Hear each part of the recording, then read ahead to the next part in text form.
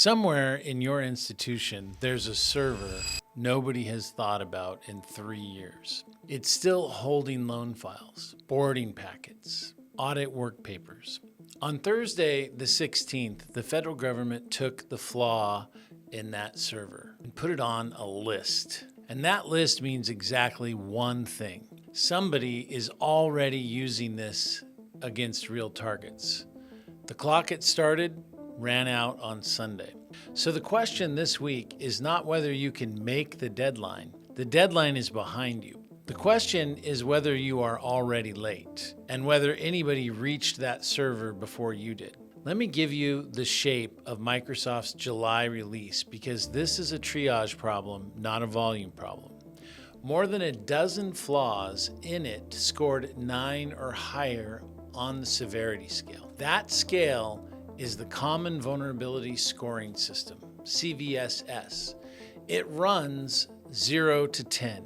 Everybody sorts on that number. That is the mistake. 3 flaws in the July release are being exploited right now. Microsoft flags them as exploitation detected, which means attacks are happening, not predicted.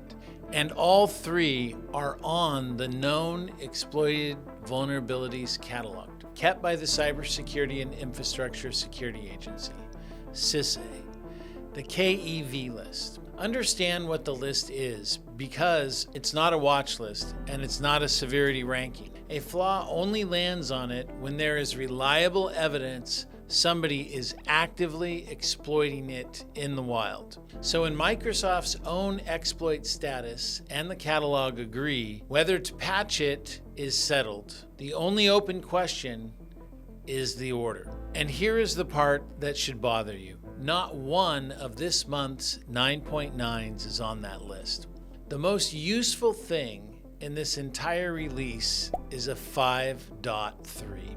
One of the 2 exploited SharePoint Server flaws scored a 5.3. That is the kind of number that gets deferred to the next quarter's maintenance window. It reads as a medium. It reads as we will get to it. It is being exploited today. And it carried one of the shortest federal deadlines of the month. Meanwhile, 3 flaws in that same release scored 9.9, and none of them is known to be exploited. So sit with that. A 5.3 is the emergency, 3 9.9s are not. Now that is not an argument for ignoring the score. That is an argument about what you sort on first. The score tells you how bad it would be if somebody exploited it. It does not tell you whether anybody is. Exploitation status is the variable that separates a real emergency from a maintenance ticket, and almost nobody sorts it first.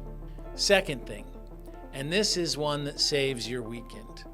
2 of the 3 9.9s this month are not your work at all. One is a Microsoft Identity Provisioning Service.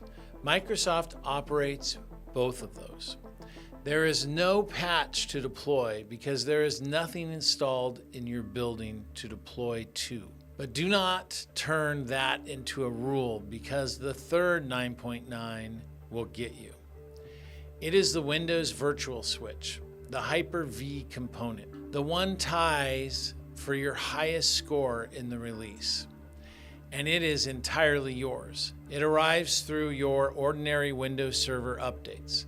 So the 9.9 told you nothing about whether you had work to do. Read the affected products field every single time. Sort by the release by who owns the fix before you sort it by score. Third, and this is the one your auditor may still have wrong. If you have read any patch guidance in the last 4 years, you've read about the 2021 directive that created that catalog.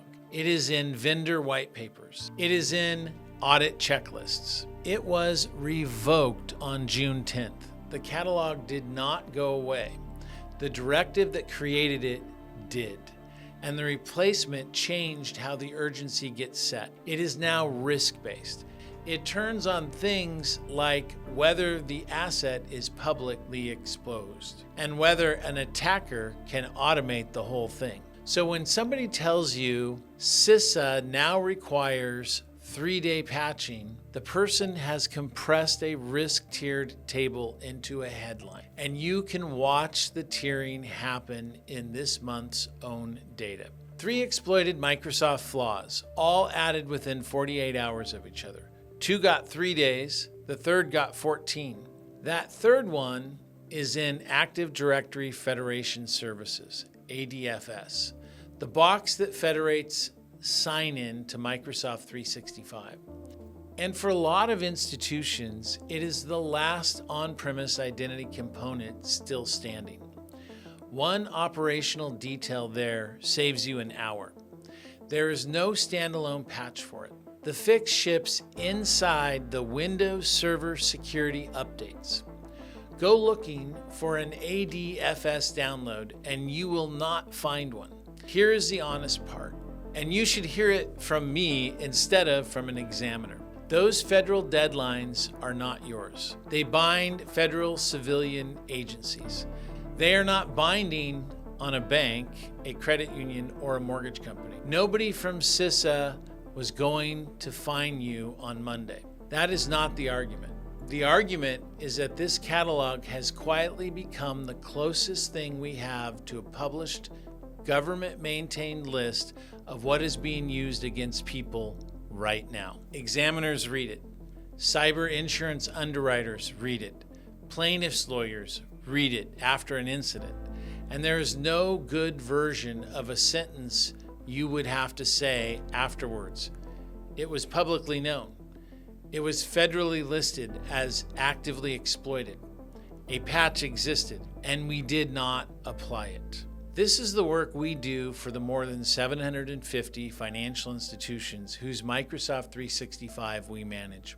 As a Tier 1 Microsoft solution provider, we do that triage before it ever reaches your team. Which of the month's criticals are actually yours? And we run the deployment.